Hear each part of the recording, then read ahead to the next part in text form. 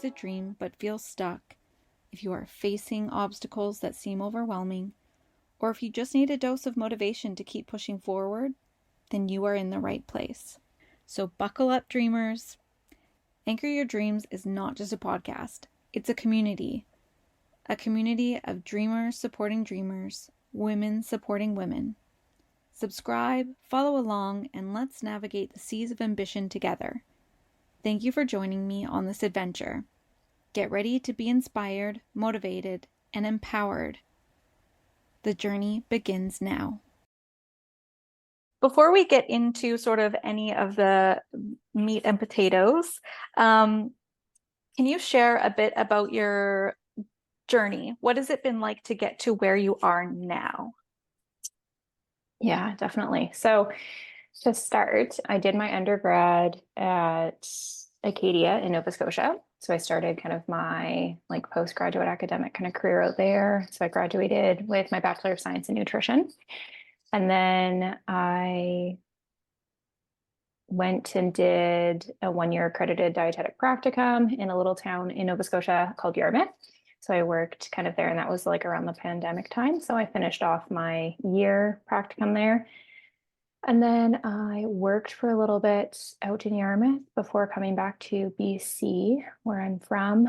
And then I started working here kind of in acute care, so hospital, as well as community care, kind of as a dietitian, while I've been finishing off my master's as well. So it's been a little bit of coast to coast kind of with how things went. But yeah, it started out in Nova Scotia and kind of finishing on the other coast back home. Oh, fun. That's definitely one way to see sort of the country and coast to coast, like you said. So you're from BC, is that right? And what part of BC are you from? Yeah, so I'm from Nanaimo. We moved out here when I was pretty young. So I basically say that I'm from here. So yeah, I grew up in Nanaimo, went to high school out here, and then just kind of wanted to get away, wanted to go play volleyball somewhere different. So that's kind of what led me to my career in as a registered dietitian, kind of as well as just wanting to play in a different league and with different athletes and things like that. So yeah. So it sounds like sports was an important part of your life. Did you play pretty competitive then in sports, and volleyball was your sport of choice, your favorite one to play? Yeah. So I'll go into it a bit more with things. So I played out here, locally, club and stuff kind of all throughout. And then I knew I always wanted to play university. And I had the opportunity actually to play basketball or volleyball, but I chose volleyball kind of at that youth sport level, which is what kind of took me to out east. But that's kind of where my career as a dietitian and the interest around it really came from, because I knew that I needed to fuel myself for my sport, right? And I knew that nutrition played a really big part in how I would perform and how I would recover. So that kind of led me down the road of okay, what is this food? Why does it matter when I eat this food? Why does it matter, in pre and post kind of recovery and things like that? So that's where my interest definitely kind of came from within, it was built from athletics as far as kind of why I wanted to become a dietitian. Yeah. All right. And so sports essentially is what led you into dietitian, being a registered dietitian. And that is based on you realizing for yourself how important nutrition was for an athletic person, so to speak, and getting you through really long gym days and tournaments and needing all that energy and everything. Mm-hmm. And so when did you leave volleyball and sports and sort of start to really transition into going to school? Yeah, great question. So I played volleyball until my 3rd year at Acadia. And from there, I had 2 more years, but I chose to stop playing and just focus on academics, recognizing that the dietetic program was heavy in science. So I was just way too busy, honestly, with labs and classes as well as training. So I very much took a step back from athletics, which was challenging, recognizing that I have been involved with volleyball since I was 11. So going from 11 till 21, where your whole world is kind of volleyball, it was a big change to kind of step out as far as that kind of goes with things, which is what kind of tied me into the other piece of my field, which is where I'm finishing up my master's in counseling psychology. So tying in that mental health component was another factor that was really, really important, because I was able to experience firsthand the change that an athlete kind of goes through when they are so committed to a sport for so many years, and it's their entire life and their entire identity. And then all of a sudden it's just not. And it's like, oh, what is this like for you? Who are you? What are you like? So I did a lot of like self-discovery in that sense, right? And yeah, during those last 2 years of university. And then I was like, okay, I definitely want to find a way to combine some dietetics as well as like counseling, recognizing that they're both so important within athletes. Yes, it's incredible the amount of mental health components that come into play with transitions, whether it's athletics or any other kind of transition in life. But I could only imagine being so active all the time. And that's like something your body is doing. And now you're sort of thrown into this whole different aspect of sitting and being sedentary with schoolwork. So how did you find that transition? Not just like the mental side of it, but the physical side of it. Mm-hmm. I feel like a lot of athletes can kind of relate to how good movement feels in their body, right? But it's kind of finding like a new joy and a new love in movement, right? So historically, right, athletics for me was very much of like in the gym, like lifting weights, or it was doing your conditioning, or it was practicing, right? So it was very structured, very like you do this at 6, you do this, at 2, kind of as things go on, but recognizing that my body does feel better when I move it, right? So it's kind of transitioned from, it's not so much of like a structure to like okay, what does my body feel good doing, and how can I provide that to my body, right? Like, is it taking a walk with my dog, right? Is it still going to the gym and lifting weights, right? Is it doing some hot yoga, right? And recognizing that every kind of athlete is different. But I do encourage, younger athletes, and especially, as you're transitioning out of sport, to spend some time, thinking about what movements do feel good in your body and what feels good about them, right? So kind of bringing that curiosity standpoint, because I mean, as a lot of athletes know, we're just kind of trained to be in the gym and then to cardio and then to practice and things like that, right? So yeah, become curious kind of what feels good, but it is a change. So in March of 2023 is when you decided to enter private practice. So there's another transition for you. How did you move out of sort of schooling and then your practicum and into the private sector? Yeah. So I'm still working. So I have my private practice that I started like March of 2023, but I am still working within like the health authority here as well. So I'm kind of doing both, just in that transition stage. But I knew that I wanted to be able to reach a wider variety of people. And I knew that I wanted to get involved with some of the amazing clinics that are kind of around Nanaimo. So I look at these like multidisciplinary clinics that have chiros and physios and OTs and sometimes like neuropathic doctors and, like a variety of kind of healthcare professionals. And I was like, okay, we're missing some dietitians, right? And recognizing that dietetics is very important, right, for athletes as well as a lot of people, right, as well as people in general. Right. So I was like, okay, how can I kind of branch out and get connected with these, right? And private practice has definitely allowed me to do that and become kind of some independent contractors with some of these like amazing facilities that have already been developed and created. So it sounds like there's some collaborations happening. So is there one modality that you find that you're collaborating with a little bit more? Is it the dietitian side? Is it the counseling side? How does it all sort of flow together? Yeah. So right now it's just private practice as a dietitian. So I finish up my master's in 2.5 months. So I'm not a registered clinical counselor yet. So I don't practice any counseling yet. That's a future Kaitlyn step. Hopefully by the summer is kind of when I'll be in RCC and go from there. So right now my private practice is all dietetics, and primarily, honestly, like sports nutrition is a big one, right? So a lot of like sports presentations and things like that around the community here, as well as kind of working like one-on-one with anyone in the community that's kind of looking for some nutrition support. Great. And there's a few goals that you have with your private practice. Do you want to touch on what some of those goals look like? Yeah, I feel like goals are always one of those challenging things because they're always forever growing and changing, right? I don't know if you kind of have found the same with your goals in your business, as far as as far as kind of changing and things like that. But yeah, I would say honestly, like my goals right now is just to like become curious and explore and to fill some gaps that have been that are presenting. As far as like long term and things like that, like I am very open to opportunities and kind of seeing what's out there. I do have, a few things that, I want to kind of be able to complete as far as that goes. But how I get there, it's really kind of up in the air. And I'm really excited just to see, where this goes and recognizing that I haven't even been in private practice for a year, right? So there's already been so much change and so much change just in how I format things and talk to people and support people and things like that. So yeah, I think it's really hard for me to narrow down like 3 goals that I'm hoping to achieve just because everything, like I'm just so curious about so many different things.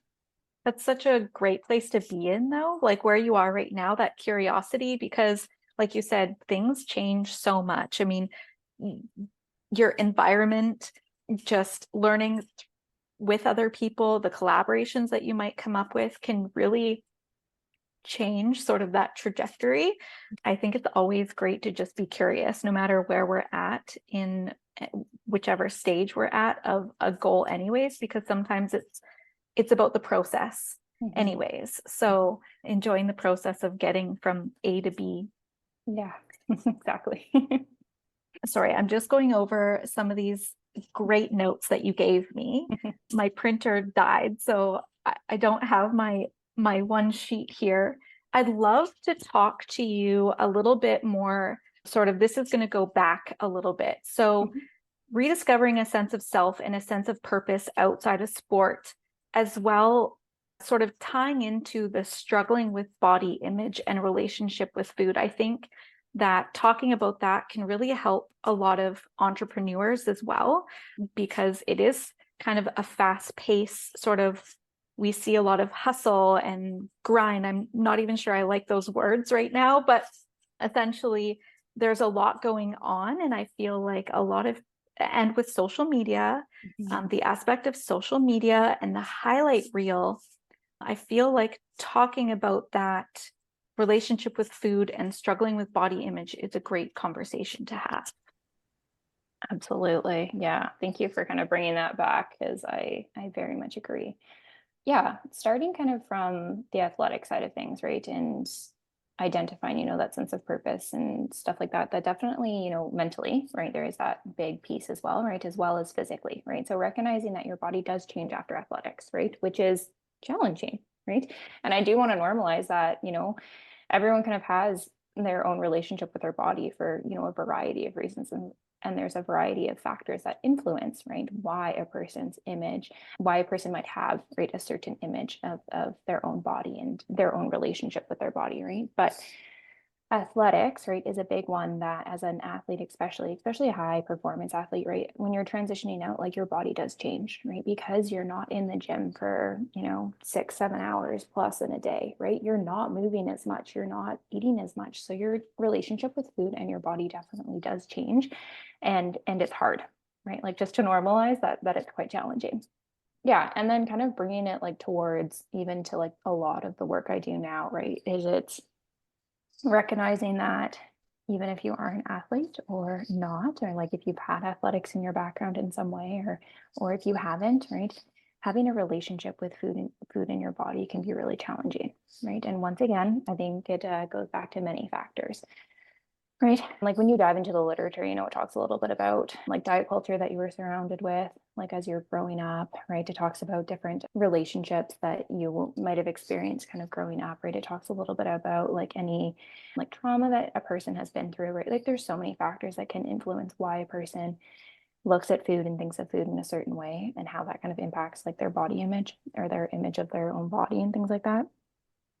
But a lot of the work I do now, right, is really tying in that mental and physical parts with it, right? And recognizing that food should be enjoyed, right? Food is something that as humans we need, right? It's mandatory. It's not an option as far as that goes, but it's kind of finding a way that feels good for you, and yeah, that you feel okay kind of eating.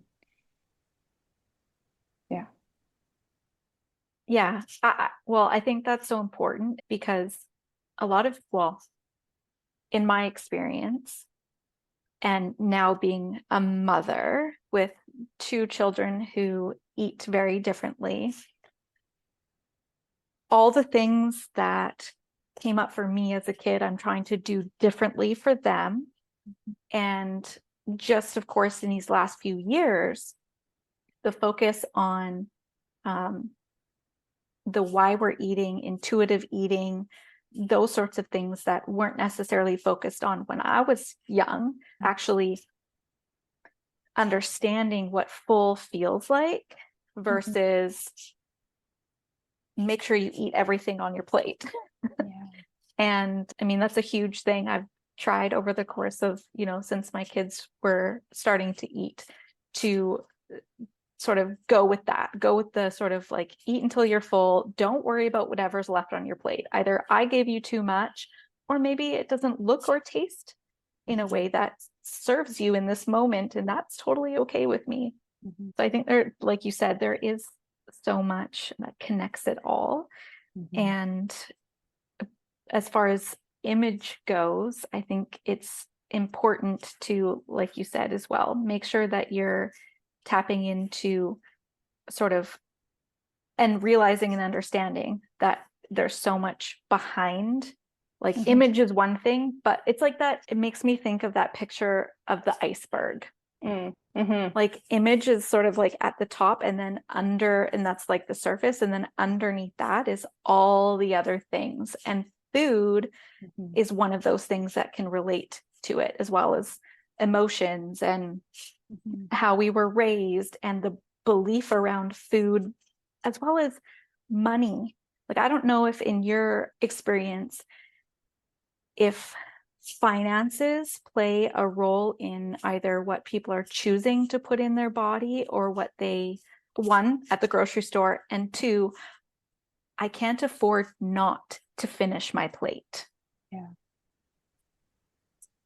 Yeah, You, no, I think you touched on, and I think we should spend a little bit of time talking about that last part that you just spoke about, right? And food insecurity, right, is big, right? It's food costs are only increasing, right, which is making, it even more challenging to say like, okay, if I have to stay within this budget, what can I afford, right? And I often spend, right, a lot of time talking about like, okay, if we, can make this recipe, what does the cost breakdown look like, right? How can we, provide a protein that is a little bit cheaper, right? And things like that. And recognizing too, without like going into things like in a big way, right? That there's a lot of different resources like buying frozen vegetables instead of fresh, right? So many people are like, I can't buy frozen. And I'm like, frozen are just as good, right? Like if they're cheaper and there's something, that you can afford and that you are okay with the texture and taste and everything, like use frozen, right? And same thing with fruit, right? Especially in the winter when it's really expensive for fruit and vegetables, right? I often encourage people, right, to look at some plant-based protein options, right? So those are like your kidney beans, your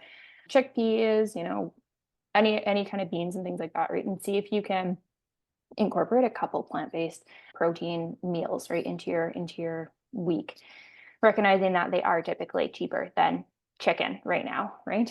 And there's some like amazing recipes, honestly. I utilize a lot of like Canada's Food Guide. And I don't know if you've ever explored that, but it breaks it down into like 30-minute recipes, like 10-minute, like they do vegetarian, like they have like a bunch of different kind of sections. So it's really, really, it's a really great resource for a lot of people. And then you just kind of click the thing and then scroll through, and they have so many amazing recipes like just laid out there for people to kind of use. So yeah, those are just like a few of the kind of conversations that I tend to have with people right around how can we best support costs, recognizing that yes, food is quite expensive.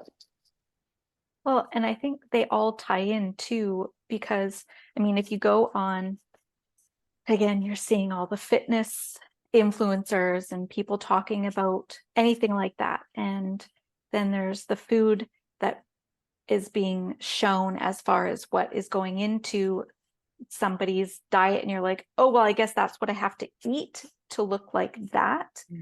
But wait a minute. Okay, that's actually quite a bit of food, or that's expensive protein.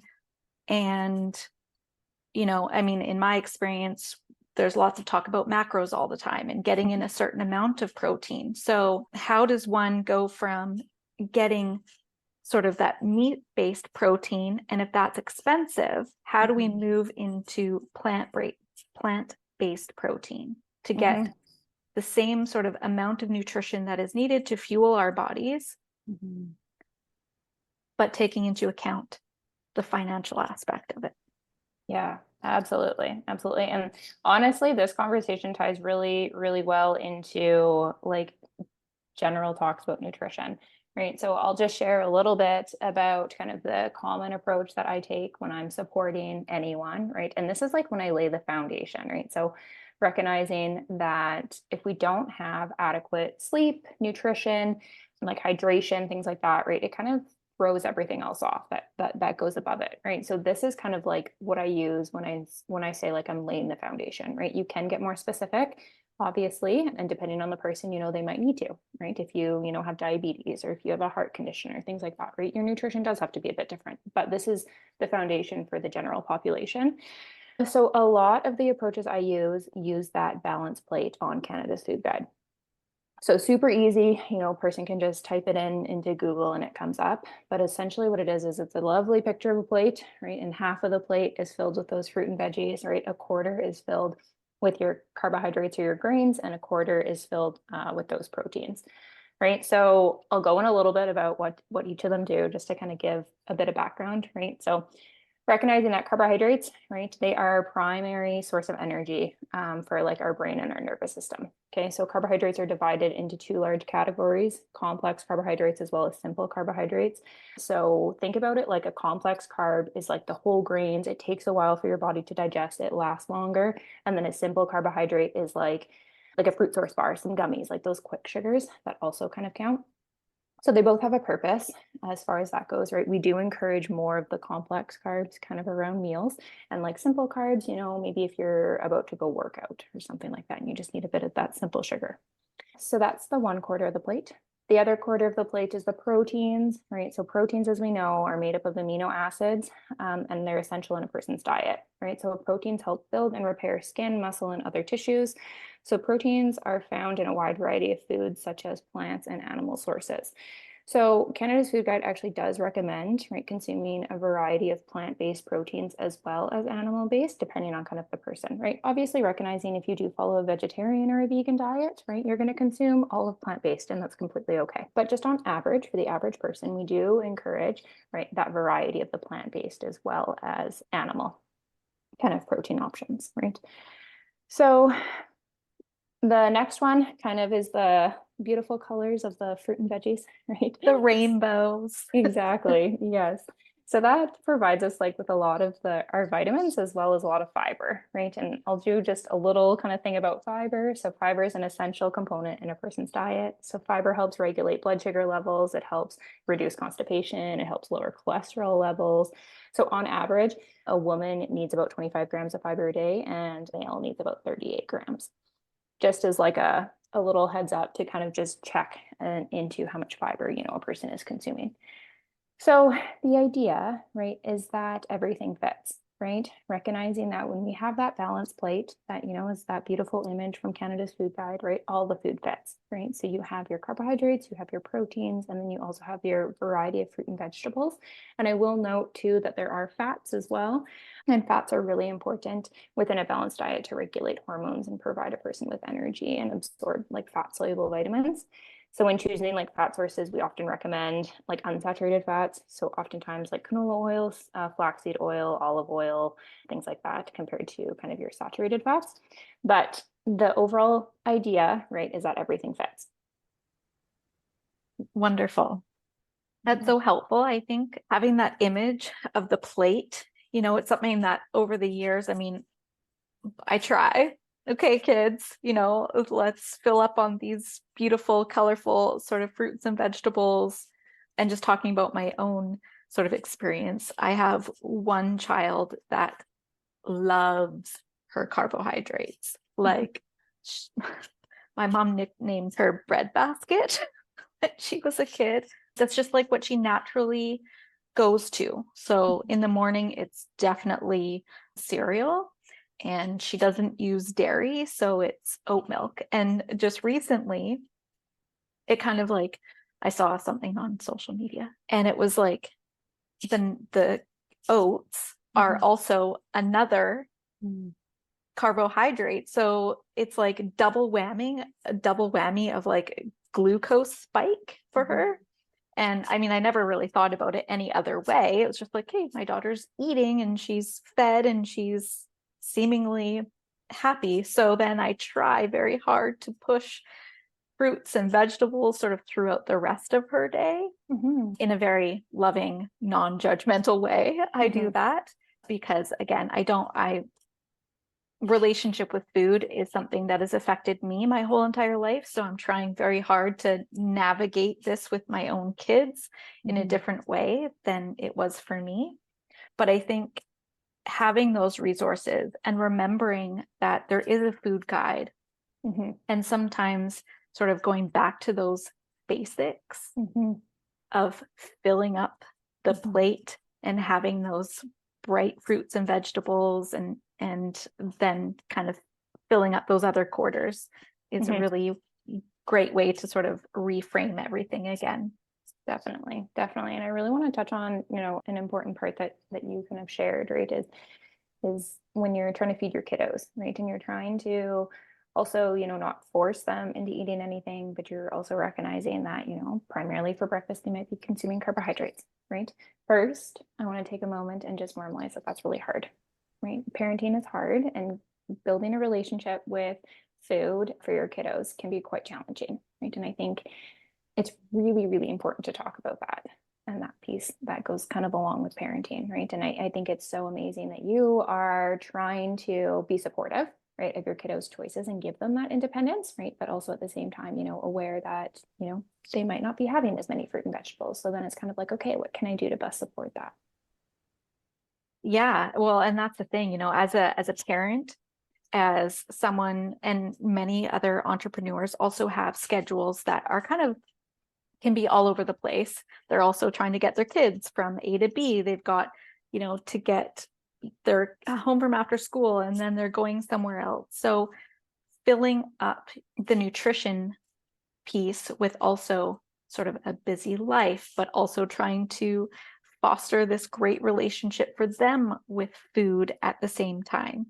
I think this is why I really was amped to sort of have a conversation with you, because it was one of those things where I know that there are probably lots of people out there that do have more structure, but there's also kids that do have either sensory issues.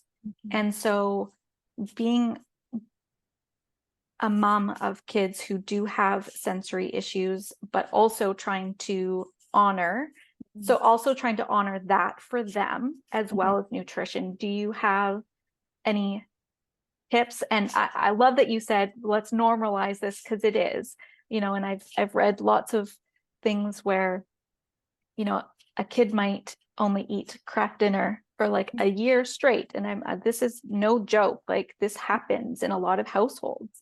Kraft dinner is the dinner meal, and there's not a lot of fruits or vegetables happening. So is there anything that you can add to that? I mean, cauliflower, I've heard of being added into riced cauliflower. I've heard of being added into that Kraft dinner to sort of hide it, but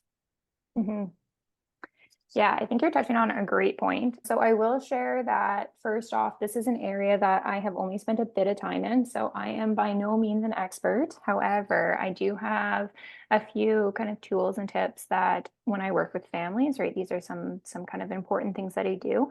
But I will highlight, right, that every kiddo is individual, right? So it is really important that if you are noticing that your kiddo is struggling with textures, taste, even kind of eating, it is really important to kind of reach out to your healthcare team, right? To utilize your pediatrician, to utilize, your OTs, to utilize your SLPs, to utilize the dietitians that are, very specific in this area, right? Because there can be a lot of support for kiddos who struggle with like sensory and textures out there. So it is really important to kind of remember that, right? That it can be very hard to manage this all on your own. And I always encourage families, when possible, to reach out to their healthcare team and see what resources are out there. Yeah, so that's to start. Otherwise, a lot of the work I do, I pull from Ellen Satter. I don't know if you're familiar with who that is at all. I think she's a dietitian who she's also something else as well, though.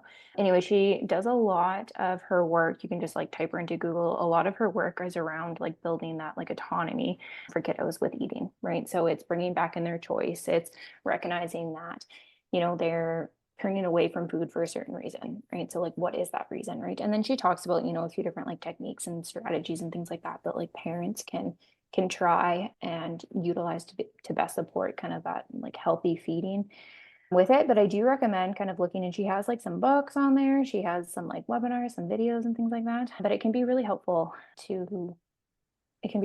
for parents to kind of see, what feeding could be like in their house, right? And what a mealtime setting can be like, and just normalizing that. It is really hard to kind of do it by yourself, which is where, this whole like the Ellen Satter like Institute has been created, right? Is to help families with feeding some kiddos with, sensory and texture and kind of things like that. It's a great resource. Thank you so much for sharing that. I will definitely Google, and anything that I think would be worth putting in the show notes, I'll definitely do that. That actually just made me also start thinking about the connection between food and mental health. Because if it's all sort of connected, our gut and everything, do you have tips or just a general sort of comment, so to speak, on what that can look like as far as helping create a balanced nutrition to help the mental health side of it? Yeah. I first want to say that gut health and mental health like combined are such a wide category. So there is no way that I would be able to kind of touch on everything to begin with. But I do just want to like build some connections for some people, right? So as we know, when a person experiences like anxiety or depression, right, there are different chemical imbalances right within their brain. It's not uncommon for food to be one of those tools that are used to kind of help support that, right? And, it can be used kind of in several different ways. Like sometimes people turn away from food, sometimes people turn towards food, right? And once again, it really goes back to like your foundation, right? And thinking about like what it has your relationship been like with food, right? And what is going on in your life, and recognizing that like food usually isn't the main concern, right? Usually it's other things kind of going on, but it's one of those like byproducts of it, right? Like you're noticing a change in your eating habits, right? So as an example, right, I can kind of talk through when a person is stressed, right? As we know, when a person is stressed, we usually have cravings for what I said, those like simple carbohydrates, right? So those ones that just taste good, they break down really quickly, they don't really provide us with a lot, right? And over time, we know that by consuming a lot of these simple carbohydrates, which, can be chips, candy, right? Things like that, right? We usually don't feel the best, right? So we do know that it does impact, right, our gut microbiome, and does kind of help lower our mood and things like that, right? But it is providing a person with something, right? So a lot of the work I do, I approach that with people, right? We approach it in such like there's no judgment, right? It's more just like what turned you towards wanting to eat, I don't know, the whole bag of dried mangoes, right? As an example, right? Compared to, what would it have been like for you to reach for something different, or to like go for a walk or things like that, right? So every action is providing a person with something, right? And I think that's where it's important to become curious of that. Yeah. I love that. Back to the curiosity again, because I feel like that sometimes, if we just take a second to just ask ourselves, these questions and being open and curious, we really can, even if we do end up eating the whole bag of mangoes after we answer that question, so be it. But having that minute to reflect in the moment, I think actually helps for future. So for future, why am I going to eat this whole bag of mangoes? Oh yeah, last time I came up to this, it was this. And I was feeling this way, and this is how I felt after. Do I want that same situation or scenario to happen? I think that's great.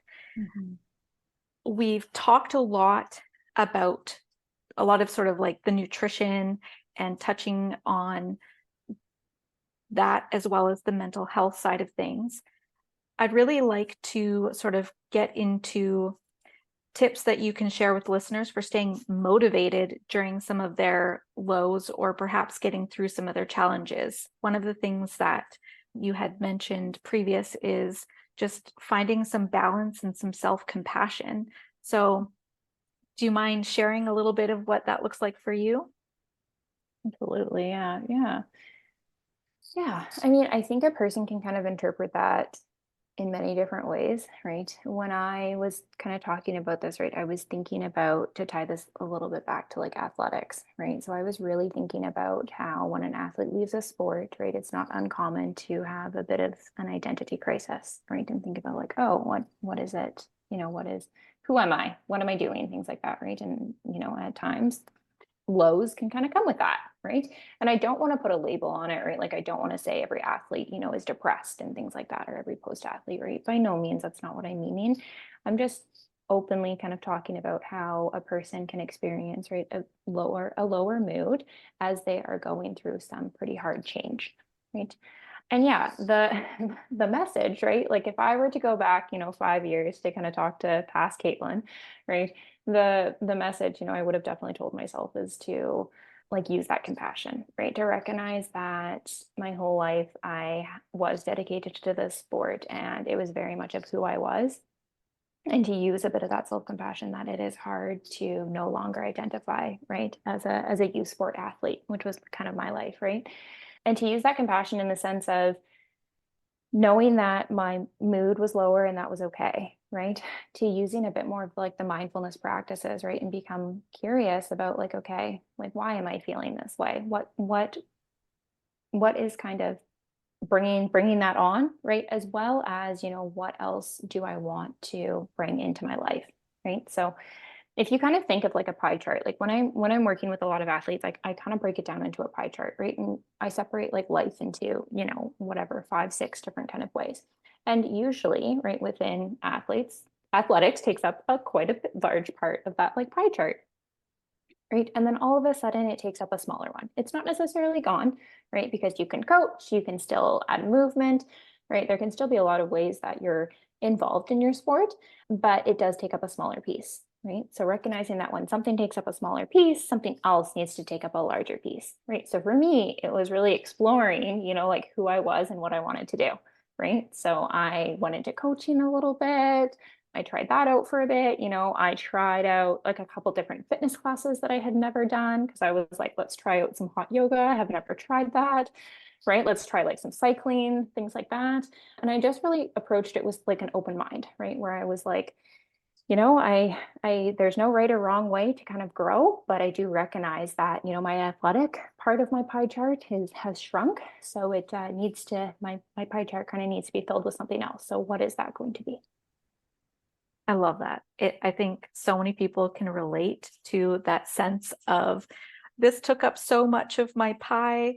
And okay, how do I keep this in my pie and not feel like it needs to like be removed altogether because I still love this part of myself.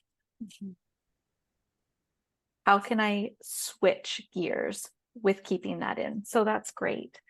I want to touch on community as well. That's a huge, I think, necessity for us humans to be in community, to have community, and to feel supported.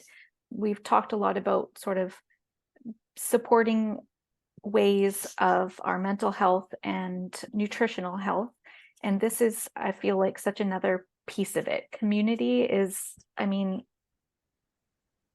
I know in my experience, when I'm not feeling like I'm connected to a community, I just feel so much more low in mood. Mm-hmm. And then that affects also nutrition as well. I mean, it all kind of, it's a circle.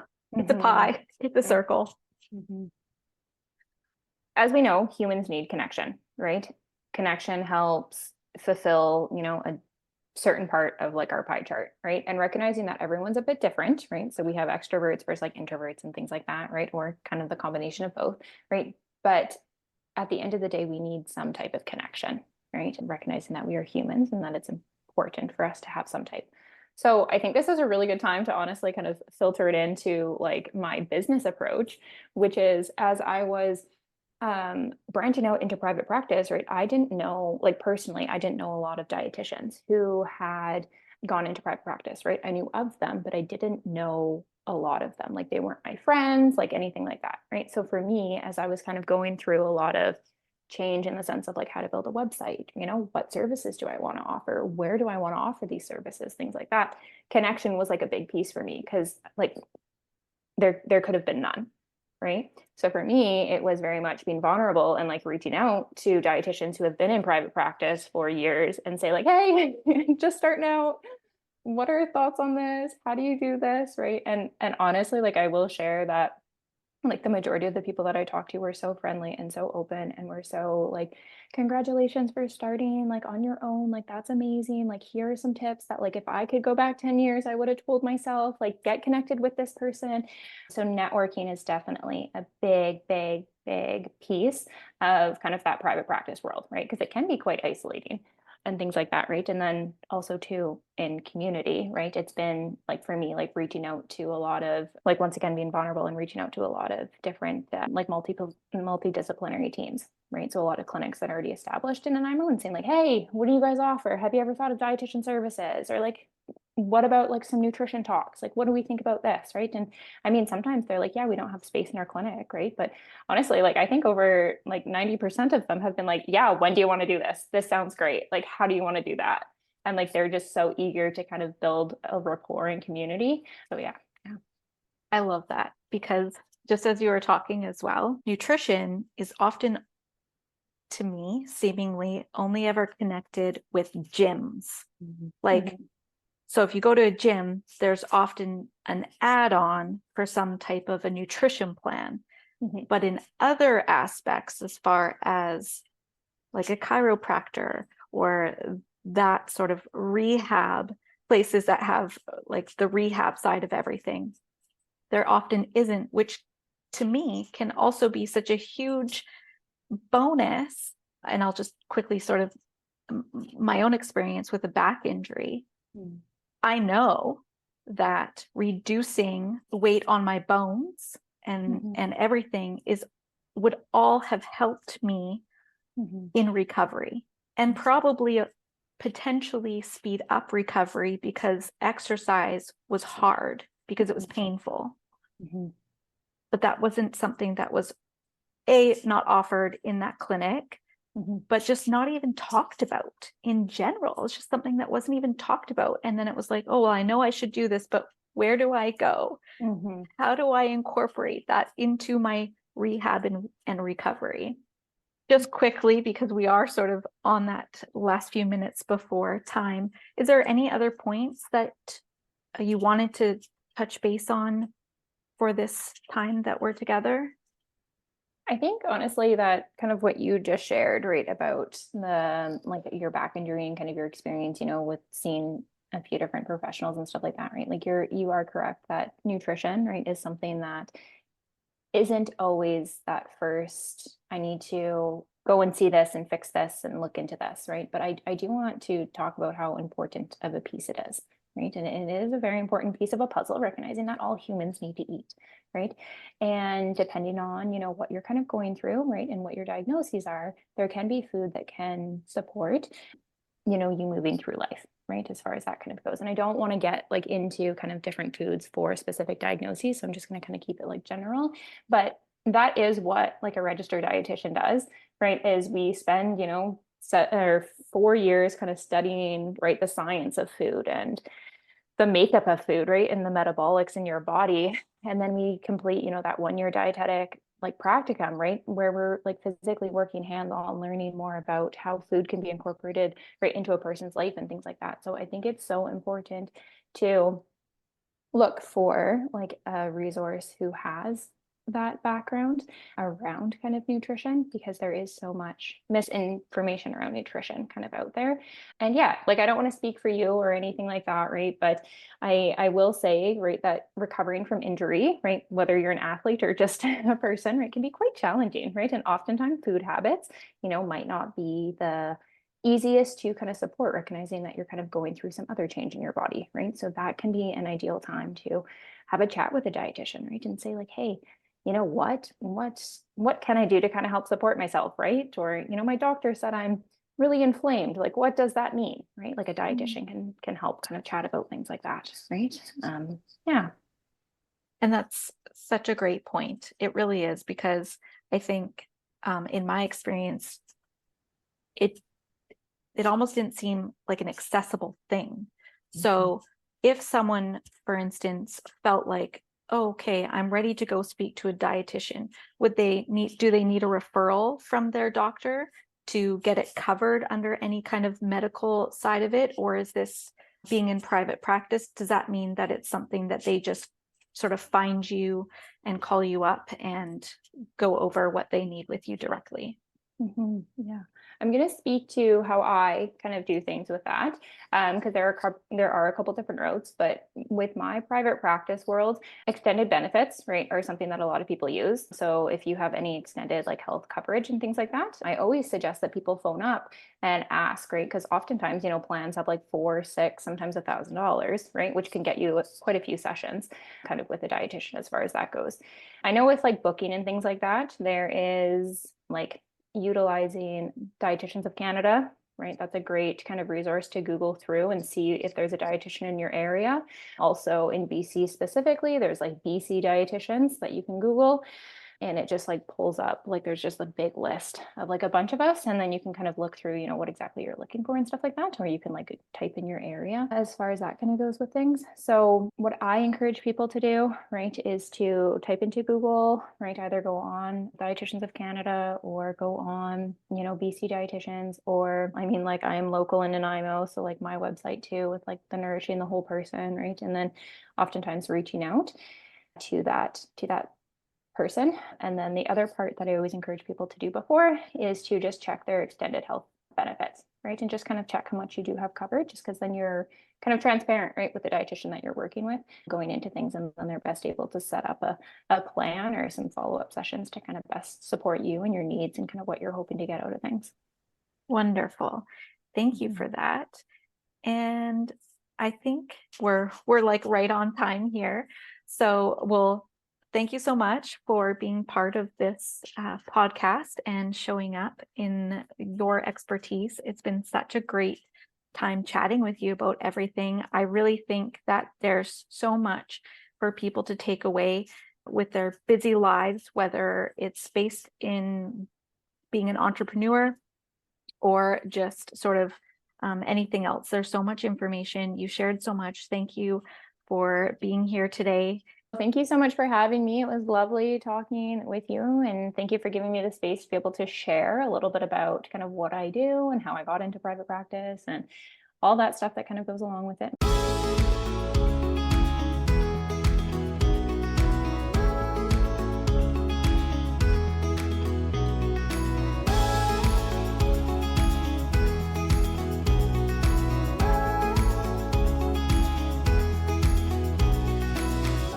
Thank you for joining this week's episode of Anchor Your Dreams. I hope you enjoyed today's conversation as much as I did. A big thank you to our incredible guest for sharing their wisdom and insights. If you resonated with today's episode and want to explore more about turning your dreams into reality, be sure to subscribe to the podcast. We have a lineup of amazing guests and valuable content coming your way. Don't forget to connect with us on social media. You can find us on Instagram and Facebook. Share your thoughts, insights, and your own journey using the hashtag #AnchorYourDreams. head over to our website at meganmcquillan.com in the podcast section, where you'll find the show notes, resources, and information about upcoming episodes. Before we wrap up, I want to express my gratitude to each and every one of you. Your support means the world to me, and I'm thrilled to be on this journey with you. Remember, anchored dreams become goals. Anchored goals become results. Until next time, dream big and stay anchored.